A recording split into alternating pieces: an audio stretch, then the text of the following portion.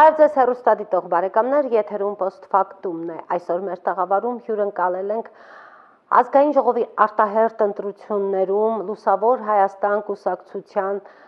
Լոռու մարզի թիվ 9 ընտրատարածքից առաջադրված վարկանիշային թեկնածու Քրիստ Մարուքյանին։ Շնորհակալություն, պարոն Մարուքյան, որ ընդունել եք իմ հրավերը։ Պարոն Մարուքյան, դուք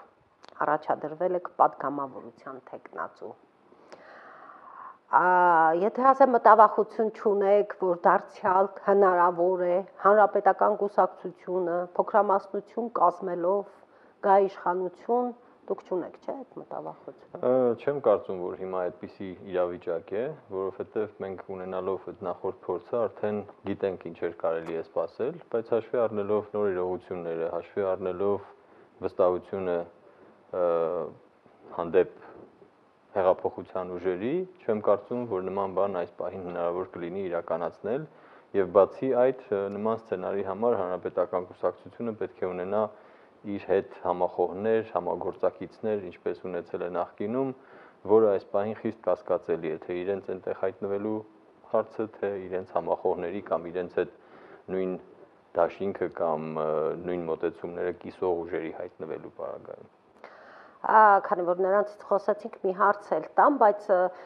տարօրինակ չի ձեզ համար, որ հանրապետական կուսակցությունը շատ ակտիվ իրենց բնորոշմամբ պարզ ճակատով քարոզարշավ են անում։ Ես պարզապես կժպտամ պարզ ճակատի հետ կապված, որովհետև այս երկրի բոլոր խնդիրները, որոնք մենք ժառանգել ենք հիմա եւ ինչի հետ ամենօրյա ռեժիմով բախվում են տեղական մակարդակում, համայնքային մակարդակում, թե ամբողջ պետության մակարդակում, դա 20 տարվա ժառանգությունն է, որ ստացել ենք նախկին իշխանություններից։ Եվ ինչու նախկին իշխանություններից, որովհետև այդ իշխանությունը հանրապետականի հետ կիսել է թե Բարգավաճը, թե Դաշնակցությունը, թե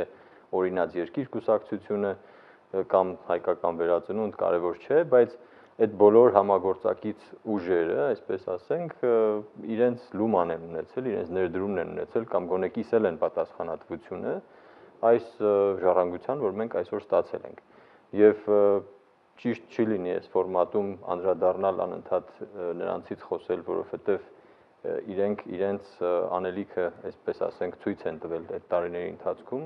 այսինքն հնարավորություն են ունեցել թե լավ կողմերով ի հայտ գալու, թե վատ կողմերով ի հայտ գալու,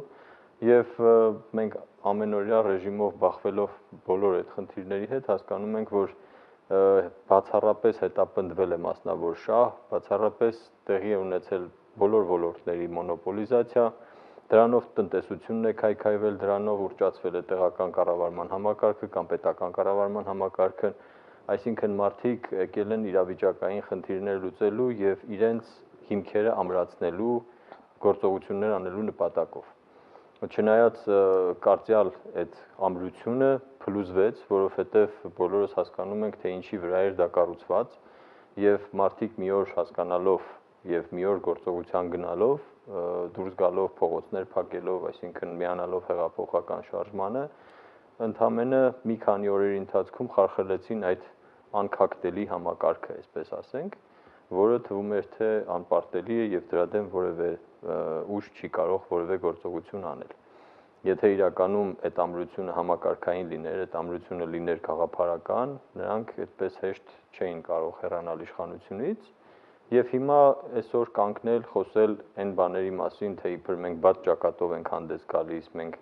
կառուցել ենք, շինարար ենք եղել եւ այլն եւ այլն։ Իրենց հոլովակներում, պարոն Մարուքյան, իրենք կառուցող են շինարար լոկալ մակարդակում, նույնիսկ զարմանալի էր, բայց շատ գունագեղ, գեղեցիկ ֆիլմեր են, հոլովակներ։ Այո, ցավոք սրտի պետք է արձանագրել, որ կար նման տենդենց, որ երբ որ մարզում ինչ-որ մի ներդրում է կատարվում միջազգային կազմակերպությունների կողմից, համաշխարհային բանկի կողմից, կամ այն անհատ բարերարի կողմից, հայտնվում էին իրենք այդտեղ ռեպորտաժների մեջ, կտրում էին ժապավեններ, բացումներ անում, հիմնարկերներին մասնակցում եւ դա ներկայացնում էին տարեկան հաշվետվությունների մեջ որպես ձեռքբերումներ։ Իբր թե իրենք ինչ-որ կերպ դեր են խաղացել կամ նպաստել են, որպեսզի այդ ամենը տեղի ունենա, բայց նույնիսկ վարչարարության մակարդակով չի ասի, թե այդ ամեն ինչը անցել է անվրդով կամ անխնդիր, որովհետեւ բոլորս հասկանում ենք, որ ցանկացած պետական ատյանի հետ շփվող բարերար կլինի, միջազգային կազմակերպություն կլինի, անընդհատ ունենում է խնդիրներ, փաստաթղթերի ոչ ձևակերպումների հետ կապված, ընդհանուր թերությունների հետ կապված, չինովնիկների պահվածքի հետ կապված եւ այդ ամեն ինչի ֆոնի վրա հետո մարզպետարանը հաշվետվություն ներկայացներ եւ ասեր, որ դա մեր այս տարվա ձեռքբերումն է, դա մենք անընդհատ նկատել ենք եւ փորձել ենք մեր հարցազրույցների ընթացքում կամ մեր խոսքի ընթացքում շեշտել, որ մարդիկ ճիշտ հասկանան, որ դա որևէ կապ չունի իրենց ներդրման կամ իրենց վարչարարության հետ։ Եվ այդ ավանդույթները շարունակելով հիմա մենք տեսնում ենք, որ այդ բոլոր, այսպես ասենք, ներդրումները ցույց են տրվում որպես ձեռքբերումներ իրենց կողմից, իբր թե մեր տարիների ընթացքում տեսեք ինչեր են կառուցել։ Բայց ինչեր է, տեսեք իրենց տարիների մասին, ճիշտ ասած, կան թվեր եւ խոսում փաստեր, արտագաղթի վերաբերյալ, աղքատության վերաբերյալ։ Աղքատության հետ կապված պետք է հիշենք, որ Լոռու մարզը շարունակում է մնալ առաջին 3, ասենց ասած, աղքատության տոկոսով առաջին 3 մարզերից մեկը 37% աղքատություն ունենալով եւ արտագաղթի տեմպերով մենք էլի առաջին տեղերում ենք, առաջին հորիզոնականում ենք ու այդ պարագայում խոսել մարզի զարգացման մասին, թե իբր մենք նպաստել ենք մարզի զարգացմանը, պետք է պարզապես հակառակ կողմից նայել, թե ինչքան են խանգարել են բոլոր ներդրումներին, որ կարող էին լինել մարզում, այսինքն կորցված հնարավորությունների մասին պետք է խոսել։ Ես պետք է հիշեմ նաև թիմ ընտրությունների նախընտրական խոստումները, երբ որ $200 միլիոն ներդրումներ էին խոստանում, այստեղ Դիսնեյլենդեր էին կառուցում, այստեղ ինչ որ մարզա, տուրիզմա, չգիտեմ, ինչ կոմպլեքսների խոստումներ էին տրվում, բայց տարական ասֆալտի խնդիր ունենք այսօր քաղաքում, որը որ ամեն օր մեր ավականու անդամները բարձրաձայնում են, տեսահոլովակներ են նկարահանում, հետո այդ ասֆալտը նորից է արվում եւ ասում են, որ դա ձեր բարձրաձայնված խնդրի հետ որևէ կապ չուներ, դա մենք գիտեինք, որ դա վատ է արվել, այսինքն առաջի անգամից լավ անելը ոչ մի կերպ տարբերակ չի այս իշխանության համար կամ նախորդ արդեն իշխանության համար, ցավոք սրտի Վանաձորում դեռ շարունակվում է այդ տենդենսը, բայց ուզում եմ ասեմ, այդ մարդիկ որևէ կերպ երես չունեն, եթե ժողովրդի լեզվով ասենք, որպեսզի հանդես գան եւ փորձեն ինչ-որ ներդրումներ վերագրեն իրենց։ Բայց ես չեմ ուզում անդրադառնամ, այսքանով ինձ թվում է բավարար է իրենց մասին խոսելը, որովհետեւ մենք պետք է հասկանանք, որ այլևս իրենց գնացքը մեկնել է, եթե կարելի է այդպես ասել, որ նոր ազգային ժողովում, նոր ձևավորվող ազգային ժողովում որևէ կերպ պետք է տեղ չունենան նախորդ ուժերը, նախորդ իշխանության հետ իշխանությունը պատասխանատվությունը կիսած, այդ հանցագործությունների, հանցակազմի մեջ ներգրավված կուսակցությունները կամ անձինք, որովհետև եթե մենք իրապես ուզում ենք արձանագրել նոր իրողություններ, ապա նոր իրողությունները չեն կարող տեղի ունենալ հին մարդկանցով։ Մեզ պետք է նոր ուժեր ու նոր ուժերը Փառք Աստծո ունենք Վանաձորից ծնունդ առած կուսակցություն, Լուսավոր Հայաստան կուսակցությունը, որը իդեմս մի падգամավորի 5 տարի շարունակ ցույց է տվել օրինակելի падգամավորի տեսակ, պրոֆեսիոնալ падգամավորի տեսակ եւ այդ տարիների ավարտին հիմնադրվել է կուսակցություն, որի միջոցով ավելացվել է նման տեսակի падգամավորների թիվը ազգային ժողովում եւ հիմա հնարավորություն ունենք ել ավելի մեծացնելու եւ ինչպես նախորդ եթերներում եմ անդրադարձել, մենք հնարավորություն ենք ունեցել թե ազգային ժողովում մեզ ցույց տալու, թե գործադիրում ցույց տալու մեզ եւ գործադիրում իդեմս մի նախարարի Մանեթ Հանդիլյանի մենք ունենք շատ օրինակելի աշխատող նախարարի օրինակ եւ ունենալով ավելի լծակներ նոր ձևավորվող ազգային ժողովում մենք հնարավորություն կունենանք նման որակ ապահովել նաեւ մեծ թվով պետական ինստիտուտներում, թե գործադիրում, թե օրենսդիր մարմնում։ Եվ դրա համար կուզեմ, որ մենք մեզ համար փակված համարենք նախորդ իշխանությունների էջերը, բոլոր նոր եւ հին էջերը եւ սկսենք ձևավորել այն պետությունը, այն կառավարությունը, այն ազգային ժողովը, որի մասին երազել ենք, որի մասին պատկերացրել ենք եւ որի ձևավորման համար ունենք բավականաչափ ռեսուրս, մարդկային ռեսուրսների իմաստով։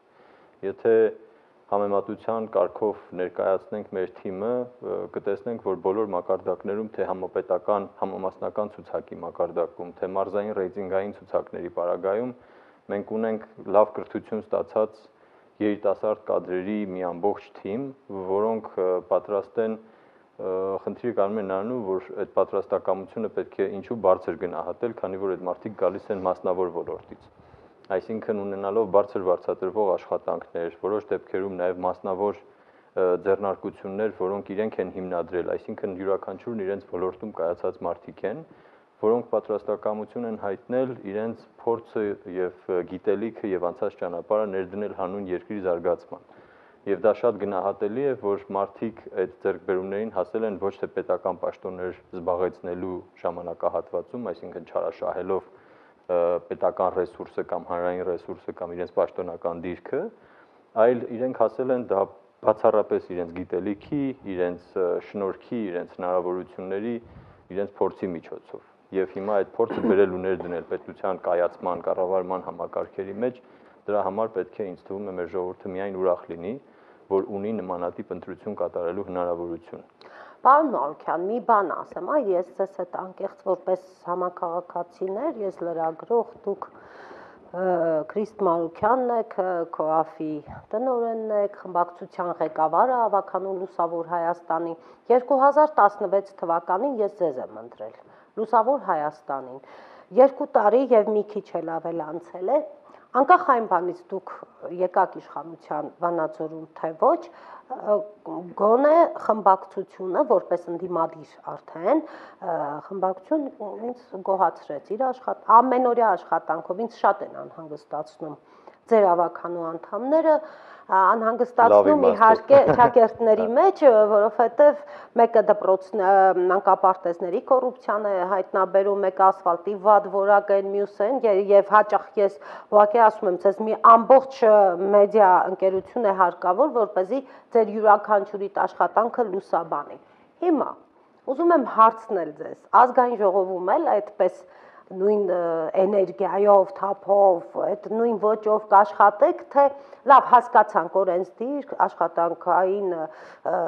գրաֆիկը հայլեորենք պիտի գրեք, բոլոր դեպքերում ռեյտինգային թեկնածուն պիտի կապված լինի իր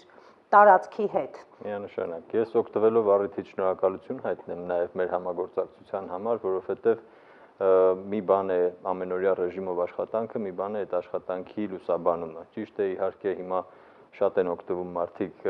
սոցիալական ցանցերի հնարավորություններից, լայվերի հնարավորություններից, բայց դասական հեռուստաընկերության կամ մեդիայի ծածկույթը, այսպես ասած, դեռ որևէ մեկը որևէ բանով չի փոխարինել եւ ես դրա համար շատ ուրախ եմ, որ ունենք քաղաքում նման որակի համագործակցություն, որը աշխատում է ի նպաստ իհարկե մեր քաղաքի։ Ինչ վերաբերում է մեր աշխատանքի ոճին, ինձ թվում է մենք տարբերություն չկա որտեղ ենք աշխատում, մեր մոտեցումները, մեր այսպես ասեմ, բոլոր ջանքերը, որոնք ներդրվում են հանուն երկրի, քաղաքի, համայնքի, մարզի եւ այլն մակարդակներով, մենք որևէ տարբերություն չենք դնում։ Եվ եթե այս ավականու մանդատի շրջանակում հնարավոր է եղել անել այսքանը, բնականաբար պատգամավորի մանդատը մի քիչ ավելի լայն լիազորություններ է թույլ տալիս, իհարկե ունենալով օրենսդիր գործառույթ, բայց միևնույն ժամանակ էլի ռեյտինգային ընտրակարգը թույլ է տալիս ներկայացնել տեղի ընտրողի շահերը, այսինքն լինել ընտրողի դեսպանը, այսպես ասենք, ազգային ժողովում։ 2012 թվականին, երբ Էդմոն Մարուքյանը ընտրվեց, մինչև 2017 թվականը ինքը որ պատգամավոր էր աշխատում, ասեմ, սա հաջողության եզակի պատմություն է, պատգամավորի ու տեղական լրատվամիջոցի հետ կապը։ Մենք շաբաթվա մեջ մի քանի անգամ էինք շփվում։ Ես խնդիրների մասին էի խոսում, ինքը բնականաբար վստահում էր լրատվամիջոցին այն առումով, որ ստուգված փաստերի մասին է խոսքը, էլի, եթե լրատվամիջոց է։ Արդյունավետ համագործակցություն էր եւ մենք ունեցանք մեկ պատգամավոր եւ քաղաք հաջողության հիանալի պատմություններ։ Հայտնի կարմիր գծերը, որ իրականություն չդարձան, եթե հիշում եք, նախկին քաղաքապետը փորձում էր դա իրականացնել Վանաձոր քաղաքում, հետո հիշում եք աղբատարների վաճառքը եւ այլն, այսինքն ծառայողական մեքենայի ձեռքբերումը, այո, ծառայողական մեքենայի, սրանք հաջողության պատմություններ են, որոնց մասին ուղղակի չի կարելի չխոսել եւ ուզում եմ նաեւ բարձրաձայնել ինչի համար, որ այն մարդիկ, ովքեր առաջին անգամ կընտրվեն եւ տեղ կգտնեն ազգային ժողովում կստանան մանդատ, իրենք էլ պիտի այդ օրինակով աշխատեն։ Հետագայում ելքը եղավ, եւ Էդմոն Մարուքյանը ելք պատգամավորական խմբակցությունում էր, ելք դաշինքով ընտրվեց։ Ես արդեն մի տեսակ մեր թիկունքում ունենք մի ամբողջ խմբակցություն, պատգամավորին փոխարինեց մի ամբողջ խմբակցություն։ Հիմա Լուսավոր Հայաստան շատ ավելի ընդգրկված է թիմը մեծ եւ միայն հենց ձեր կուսակիցներն են հիմնականում, ինչ եք խոստանում, ինչպես եք աշխատելու, ինչ եք անելու այս քաղաքի համար, վերջի վերջո գիտեք էլի եմ վերադառնում ռեյտինգայինին, ինձ թվում է, որ ռեյտինգային պատգամավորի մի ոտքը պիտի տարածքում լինի։ Միանշանակ, ես հիշեցնեմ եւս մեկ օրինակ հաշվետու պատգամավորի, որ այդ բոլոր տարիների ընթացքում, երբ որ Էդմոնը ընտրվել էր մեծամասնական ընտրակարգով, ինքը յուրաքանչյուր տարվա ավարտին հրապարակում էր հաշվետվություն իր գործունեության մասին, որը տարածվում էր տեղական Վանաձորյան խճանկար թերթի միջոցով եւ 2-ից 3000 օրինակներով տարբեր տարիներ, տարբեր թվականակով, դա հասնում էր, կարելի է ասել, բոլոր ընտանիքներին Վանաձորի, այսինքն բոլորը հասկանում էին եւ ծանոթանում էին ուղիղ տեքստով իրենց ուղարկած պատգամավորի գործունեությանը, ծանոթ էին լինում այդ գործունեությանը եւ իմանում էին, թե ինչով է զբաղվել այդ պատգամավորը մեկ տարվա ընթացքում։ Հիմա նույն գործելավոճը որպես օրինակելի գործելավոճ, չեմ ասում բոլորս պարտավոր ենք կրկնօրինակել, բայց եթե դրանից լավը չենք կարողանալու անենք, այլ առնվազն այդ որակի հաշվետվողականություն, թափանցիկություն եւ հասանելիություն պետք է ապահովենք, դա միանշանակ է եւ դա չի քննարկվում։ Ինչ վերաբերվում է խոստումներին, մենք վերջապես հնարավորություն ունենք ձևավորելու այնպիսի ազգային ժողով, որտեղ չեն լինի անձնավորված հայհոյախառն ելույթներ, փոխադարձ վիրավորանքներ, եւ ես շատ լիահույս եմ, որ նոր ձևավորվող ազգային ժողովում կլինեն գաղափարական դեբատներ, կլինեն տարբեր ֆորմատի մոտեցումների քաղաքականություն մշակելու հետ կապված մոտեցումներ, այսինքն մոտեցումների գաղափարների բախումներ տեղի կունենան ի վերջո, եւ այդ բախումների արդյունքում մենք կունենանք լավ լուծումներ, լավ կիրառելի իմաստով որոշումներ, օրենքներ, որոնք որ չեն բարդացնի մարդկանց կյանքը, այլ կտան լուծումներ այն բոլոր խնդիրներին, որոնք առօրյա ռեժիմով մարդիկ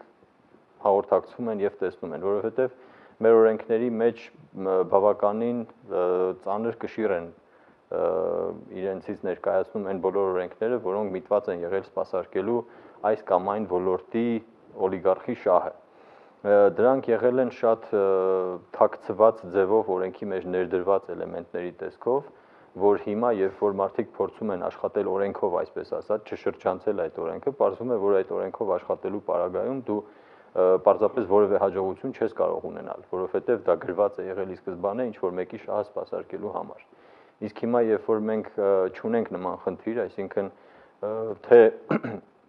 հեղափոխական ուժերի մեջ, թե մեր նոր ձևավորված կուսակցության մեջ մենք որևէ անհատի շահ սպասարկելու խնդիր չունենք կոռումպացված անհատներ, չունենք օլիգարխներ եւ նման պայմանավորվածություններով կաշկանդված չենք, հետեւաբար այդ օրենքները կարող են լինել արդեն բոլորին սպասարկող, բոլորի շահերը սպասարկող օրենքներ։ Եվ ես դրա համար լիահույս եմ, որ այս նոր ազգային ժողովը իր գործառույթներով, իր դեբատներով, իր քննարկումներով միայն ու միայն ուղղված է լինելու մարդկանց խնդիրները լուծելուն, այլ ոչ թե որևէ անհատի քննարկմանը նվիրված լինելու, այսինչ բանն է ներկրում, այսինչ ոլորտն է կարգավորում եւ այլն եւ այլն։ Պարոն Մարուքյան, լսում եմ ձեզ, ուզում եմ մտովի հիշել, քանի կրթություն ունեք, 2-3 կրթություն ունեք։ 2 բարձրագույն կրթություն ունեմ, այո, առաջին մասնագիտությամբ անգլերեն եւ ֆրանսերենի ուսուցիչ եմ, մեր մանկավարժական ինստիտուտից դեռ այն ժամանակ ինստիտուտ էր, հետագայում աշխատելով ավելի քան 10 տարի տարբեր բնագավառներում, ես իմ կրթությունը շարունակել եմ Անգլիայում, Մեծ Բրիտանիայում, ստացել եմ հանրային մագիստրոսի աստիճան, հանրային կառավարման թեմայով, ուղղությամբ, բայց ես ավելի շատ ինձ համարում եմ կառավարման մասնագետ, որովհետև այնպիսի կուրս էի ընտրել, որ համեմատական զուգահեռներ է անցկացնում բիզնես կառավարման եւ հանրային կառավարման ոլորտների մեջ։ Այո, դուք բանկի կառավարիչ եք եղել բանկերի, այսինքն մի քանի մասնագիտություն ճիշտ է։ Հիմա այսպես նայում եմ, լսում եմ ձեզ, դուք ազգային ժողովում որ խմբակցություն, որ հանձնաժողովում եք տեսնում ձեր աշխատանքը։ Այս պահին կդժվարանամ ինչ-որ կոնկրետ ոլորտ ընտրել կամ որոշակիացնել, ասենց ասած, իմ դերն ու նշանակությունը, բայց ես մի օրինակ պարզապես բերեմ, երբ որ նոր էի վերադարձել Մեծ Բրիտանիայից, 1 տարի մոտավորապես աշխատանք էի փնտրում եւ իմ նախկին անցած ճանապարհներից, այսինքն զարգացման ծրագրեր, միջազգային կազմակերպություններ, այդ պահին որևէ առաջարկ չունենալով ես առաջարկ ստացա HSBC բանկից եւ այդ ոլորտը ինձ համար լինելով շատ օտար ոլորտ, որովհետեւ ես բանկային որևէ փորձ չունեի, ես այդուհանդերձ ընդունեցի այդ առաջարկը եւ մտածում էի, որ 80 տարեկան բանկում ես ինչ եմ պատրաստվում անել, որովհետեւ այդ այն բանկն է, որտեղ ամեն ինչ համարյա հասած է կատարելության։ Կանոններ փոխելու ոչինչ չկա։ Բայց երբ որ դու մտնում ես քո ստացած կրթությունով, քո, այսպես ասած, բագաժով, բեռով, մտնում ես մի համակարգ, որտեղ դու կողմնակի կողքի աչքով կարողանում ես դիտարկել գործընթացներն ու process-ները, բանից պարզվում է, որ դու կարողանում ես բավականին լուրջ ներդրում ունենալ եւ ելի այդ փորձին անդրադառնալով ես մի տարվա ընթացքում HSBC բանկում բավականին լուրջ գործընթացների ավտոմատացում եմ իրականացրել, կառավարման process-ներ եմ բերել ավելի արդյունավետ վիճակի, որը որ թվում էր թե այդ այն բանկն է, որտեղ նման բան պիտի տեղի չունենա։ Այսինքն հիմա լինելով ելի նոր մարդ ազգային ժողովի կառուցվածքի մեջ, հանձնաժողովների կառուցվածքի մեջ, ես պարզապես ենթադրում եմ, որ այդ փորձն ու գիտելիքը բավականին լուրջ դեր կարող է կատարել ցանկացած ֆորմատի մեջ եւ կտեսնենք հնարավորինս ամենաարդյունավետ ոլորտը, որը կլինի այդ գիտելիքի կիրառման համար եւ այնտեղ էլ կներգրավեն։ Չեմ կարող չհարցնել մոտ լինելով եւ ձեզ եւ այդ Մոն Մարուքյանին հաճախ այսպես զրուցել եմ եւ դուք բավականաչափ համեստ արտահայտվելով բոլոր դեպքերում յուրաքանչյուրը ձեր ճանապարհն է գնում, այսօր ձեր ճանապարհները զուգահեռվել են։ Ուզում եմ մի քիչ ավելի անկեղծ, հա, խանգարում է եղբայրներ լինելը, չէ՞ որ քաղաքականություն եւ նաեւ հնարավոր է մարդիկ ասեն, բա, տես եղբայրը այդ Մոն Մարուքյանի, Քրիստ Մարուքյանը եւ այլն, մի տեսակ կարծես թե անկախ ձեր հնարավորություններից, գիտելիքներից պահ է գալիս, որ Այո, մարդկայնորեն կաշկանդվում եք, չէ՞։ Կաշկանդվածություն չէ, նման վերաբերմունք եղավ հենց սկզբից, երբ որ ես առաջադրվեցի որպես Վանաձորի քաղաքապետի տեխնացու, այսինքն Լուսավոր Հայաստան կուսակցությունով առաջնորդում էի այդ ցուցակը, այն մարդիկ, ովքեր չէին ճանաչում կամ լավ չէին ճանաչում, միանգամից սկսեցին պիտակավորել, որ բա եղբայրը եղբորը առաջ է քաշում եւ նման այլ մեղադրանքներ, բայց այս տարիների ընթացքում ինձ թվում է նման մտավախությունները կամ խոսակցությունները կարծես թե վերացել են, որովհետև մարդիկ հասկացել են, որ խոսքը գնում է երկու առանձին վերցրած կայացած անհատների մասին, որոնք այո իհարկե եղբայրներ են, որ դուք դեռ երրորդին չեք ճանաչում, ես պիտի ասեմ, բայց եսի նկատի ունեմ հանրության առումով։ Ես ճանաչում եմ, այո, բայց չեմ երբևիցե չի մտնի քաղաքականություն գոնե իր մասնագիտության այո, բայց ուզում եմ ասել, որ մենք մեկս մյուսով կաշկանդված չենք, մենք յուրաքանչյուրս անցել ենք մեր ճանապարհը, բայց Լուսավոր Հայաստան կուսակցությունը հիմնադրելիս մենք մտածել ենք, որ դրանով փորձում ենք երկրում լույսը շատացնել, այսինքն լույսը շատացնել շատ փոխաբերական իմաստով դրական փոփոխություններ բերել մեր գիտելիքը, մեր փորձը ներդնել հանուն կայացման, հանուն բոլոր համակարգերի կայացման եւ այս ընթացքում մեզ միացել են մարդիկ, որոնք կիսում են այդ գաղափարախոսությունը եւ եթե մենք ամբողջ թիմով կարող ենք լինել ավելի ուժեղ, ավելի մեծ ներդրում ունենալ, ապա ինչու՞ չօգտագործենք այդ ռեսուրսը, այդ գիտելիքը հանուն մեր ընդհանուր շահի։ Պարոն Մարուքյան, այս օրերին մենք բանավեճեր ենք կազմակերպում, դուք էլ եք հնարավորություն ունեցել մասնակցելու բանավեճերին։ Ես քաղաքական ուժի անուն չեմ տա, որպեսզի գովաստ կամ հակագովաստ չհնչի, այնուամենայնիվ բոլորի ենթատեքստում ես տեսնում եմ սա. այ տեսեք, մենք լավ ծրագիր ունենք, մենք լիքը դրսում բարեկամներ ունենք, շեյխեր ունենք, չգիտեմ ինչ, այսքան միլիոնների ներդրումներ կբերենք, եթե մեզ ընտրեք, եթե իշխանության գանք։ Այսինքն ստացվում է այնպես, որ եթե չգան իշխանության կամ նույնիսկ փոքրամասնություն կազմեն, այդ ամեն ինչից մենք կզրկվենք այդ ամեն ինչից։ Հիմա լուսավոր Հայաստանը, այդ որ ասում եք լույսը շատացնենք եւ այլն,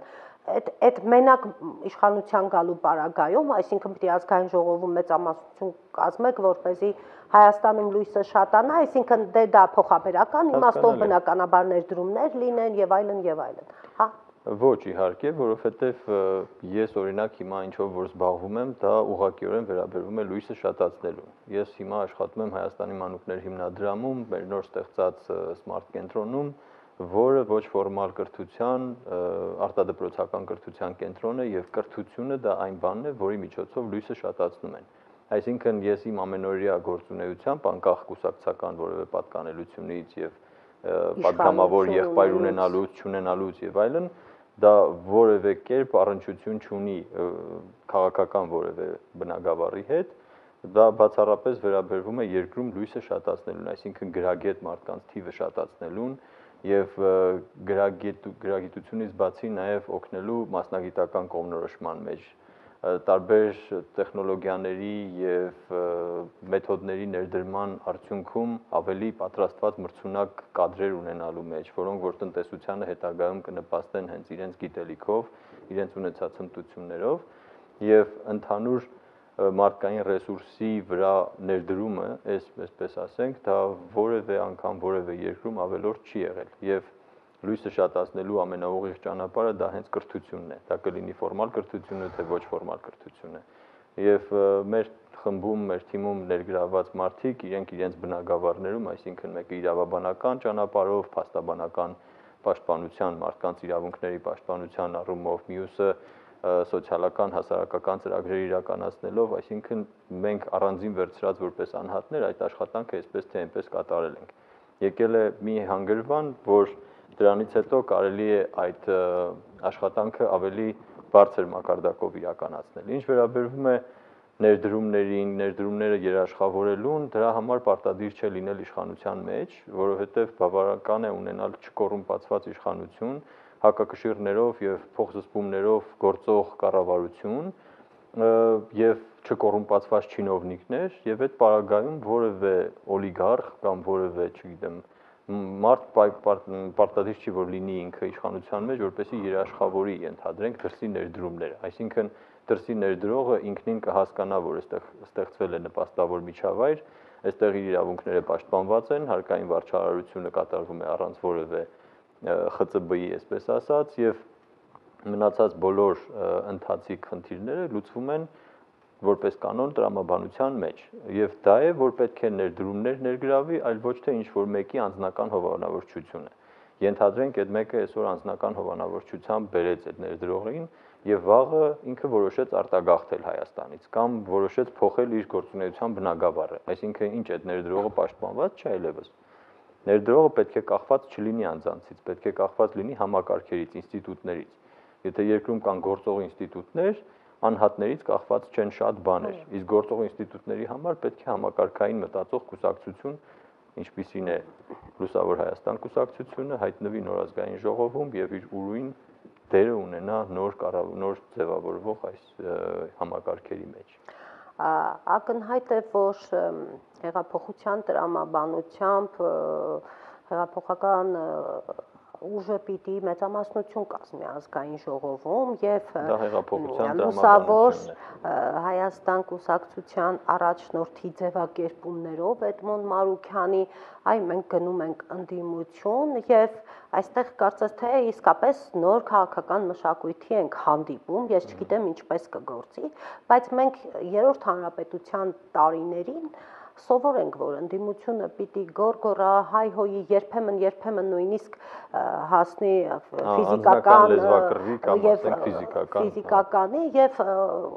ձեր ձևակերպամբ, հա, եթե ասում եմ Էդմոն Մանուկյանի լուսավոր Հայաստանի ձևակերպամբ, ստացվում է, որ ընդդիմությունը պիտի ունենա իր բաժին իշխանությունը եւ դա էլ է իշխանություն, ճիշտ ասած ուզում եմ այս մասին մի քիչ ասեք, այդ բաժին իշխանությունը եւ այն ընդդիմությունը, որը չի գոռալու, չի հայհոյելու, չի վիրավորելու, անպատվելու,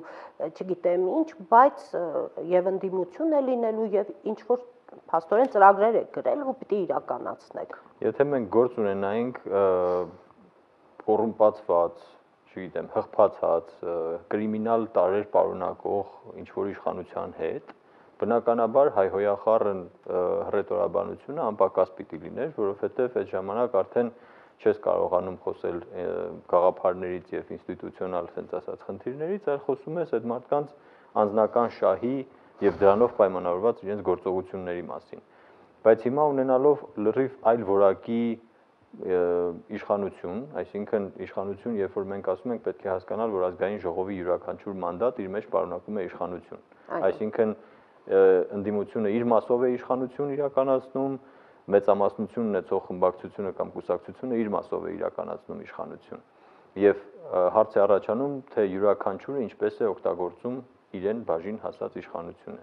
Այսինքն դու ունես մեծամասնություն որոշումներ կայացնելու համար անհրաժեշտ մեծամասնություն, բայց դու նաև ժողովրդավարության կանոններով ունես փոքրամասնությանը հարգելու, փոքրամասնության կարծիքի հետ հաշվի նստելու սկզբունքը։ Եվ այդ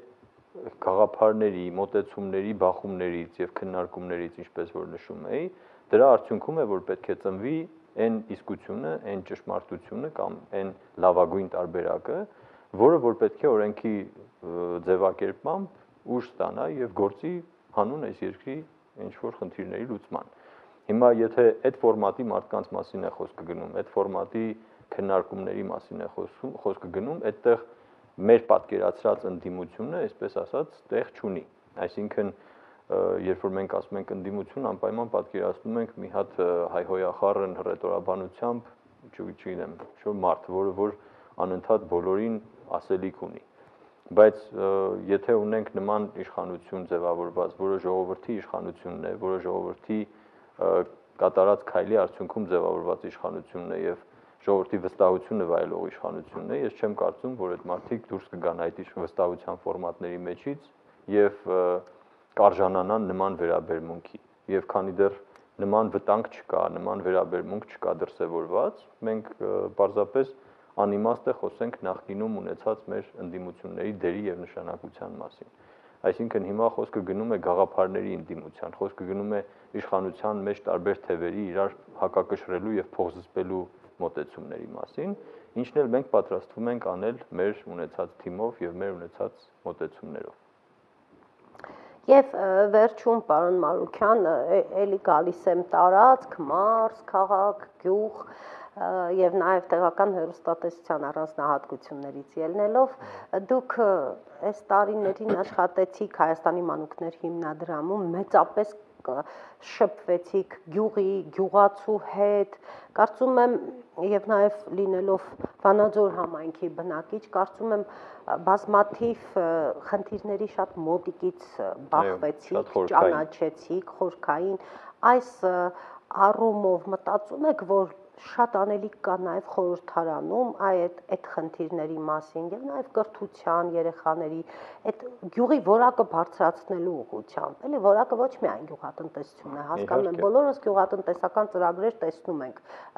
բուկլետների մեջ, բայց գյուղի որակը, այո, գյուղի որակը բարձրացնելու։ Մենք գյուղեր ունենք, որոնք ֆիզիկապես անհասանելի են, այսինքն սկսած նրանից, որ այդ գյուղերը պետք է լինեն հասանելի, որովհետեւ եթե նույն գյուղացին ասենք թե ունի կաթի վերամշակման ինչ որ փոքր արտադրամաս կամ պանրի արտադրություն կամ չգիտեմ ճիրերի, չրերի կամ որևէ այլ մթերքի կամ մրգերի արտադրություն ֆիզիկապես այդ ապրանքը արտադրանքը հասցնելու խնդիրը, շուկա հասցնելու խնդիրը արդեն իսկ որ բարդություն է, դա հետ է պահում այդ մարդկանց ներդրում անելուց, որովհետև Իսկ ընտրողներին ինչ խոստումներ եք հիմա տալիս, այսպես ոտքի վրա, դե պարզ է, շատերը չեն կարդում այդ բուկլետները, կողմնորոշվում են ձեզ նայելով, դե Քրիստ Մարուքյանին արդեն ճանաչում են, Լուսավոր Հայաստանին գիտեն, բոլոր դեպքերում խոսում եք, ինչ խոստումներ եք տալիս, ասում եք ինչ կա, ոնց կլուսավորեք այս Հայաստանը։ Դե մենք բնականաբար անհատական խոստումներ չենք տալիս, որովհետև մարդիկ էլի նախորդ վատ փորձից ելնելով մարդիկ սպասում են իրենց անհատական խնդիրները լուծելու փրկիչների, Բական էլի եկել են փրկիչներ։ Այո, բայց ինձ թվում է արդեն նրանց ժամանակը եւս անցել է, որովհետեւ մարդիկ հասկանում են, որ պետք է համակարգային փոփոխություններ լինեն, եւ մեր խոստացածը բացառապես վերաբերվում է երկրում համակարգային փոփոխությունների, որի արդյունքում իրենց կյանքի մեջ իրենք կզգան դրական ազդակներ,